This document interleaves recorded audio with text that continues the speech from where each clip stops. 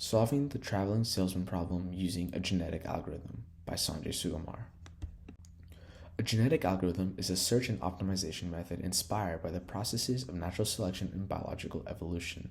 The genetic algorithm has 5 components: population, calculating fitness, selecting the best genes, crossing over, and mutation. The fitness function calculates the total distance traveled in a route and returns the inverse. Higher fitness means a shorter route. The random choice function selects a random choice from the population. Routes with better fitness have a higher chance of being picked. The crossover function is responsible for the reproduction of 2 routes.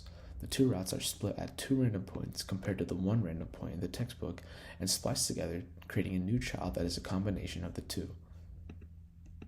The mutation function will randomly pick 2 cities in a route and flip them. This introduces randomness for getting out of local optima. This is the function all put together. The population is initialized with randomly generated routes. The algorithm then repeats for an n number of generations. Within each generation, the fitness values are calculated for the population. The algorithm then finds 2 routes and does a crossover. This new route then has a chance to be mutated and then is added to the new population set. The best generated route is stored and compared to the best route across generations. This new population set is then used for the next generation. After n generations, the best global route is returned. Now let's walk through some test cases. The first case is with a manageable amount of cities with the distances randomly generated. This algorithm performs well and finds an optimal solution. The next test case is one where there is a clear path to the cities that is better than all the others. This algorithm correctly identifies this route as expected. The next test case in the following follow the data set with a larger amount of cities.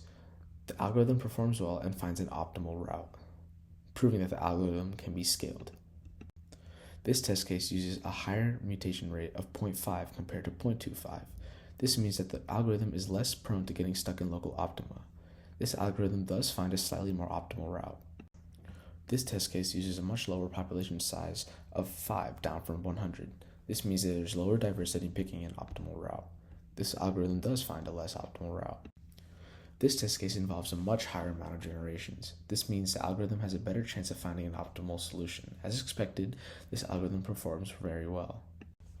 For edge cases, the first one we test are identical distances between each city.